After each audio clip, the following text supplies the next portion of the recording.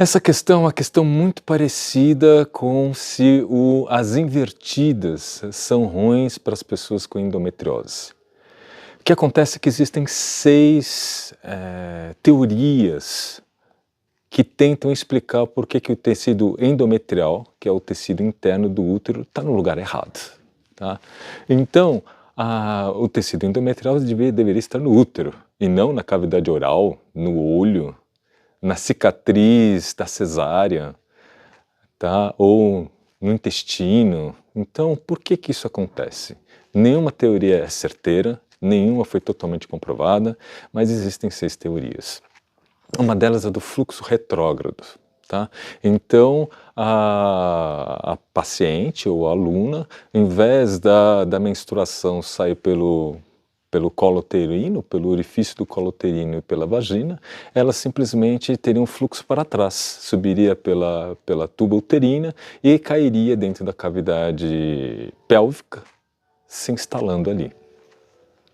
Uma outra teoria, ela fala a respeito da metaplasia celômica, ou seja, os tecidos no momento da formação, eles migram de uma região a outra. E nesse processo de migrar, algumas células, que seriam células que deveriam se desenvolver dentro da cavidade uterina, elas simplesmente ficaram por fora e crescem. A outra é a transmigração via sistema linfático e sanguíneo, né? Então, essas células do endométrio, por algum motivo, até mesmo durante a menstruação, elas entram em contato com os vasos linfáticos e sanguíneos e, pumba, migram para algum outro lugar. Isso explicaria, por exemplo, por que algumas pessoas têm tecido endometrial num lugar que não tem nada a ver, né? No olho. Por que foi parar no olho? Né? Uma outra teoria, ela é de iatrogenia, ou seja, o médico durante a cesárea, ele manipula a cavidade pélvica, abre o útero, e nesse abrir o útero, os instrumentos, ou a própria luva que está com material endometrial durante a cesárea, se implanta, por exemplo, na cicatriz cirúrgica da cesárea. Eu acho que foram todas, se não for, acho que falta mais uma, que é a de indutor. A teoria de indutor é a seguinte: existe algumas substâncias químicas, entre elas hormônios, que poderiam induzir o crescimento de um tecido endometrial no lugar que não deveria estar. Então, existem muitas teorias. Tá? Agora, nenhuma delas dá certeza. Por exemplo, nós temos muitas instrutoras que fazem invertida durante o ciclo menstrual. E nenhuma delas tem endometriose. E entre os instrutores do Swastika Yoga não existe mais endometriose do que na população externa.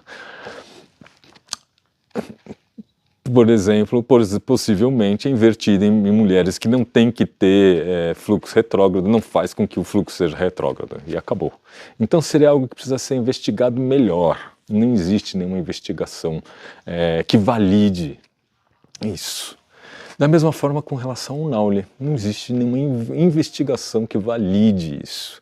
Mas o que se sabe? Que se você pegar durante a menstruação, você tem descolamento dessas células endometriais, da mesma forma que acontece no útero, acontece na cavidade abdominal.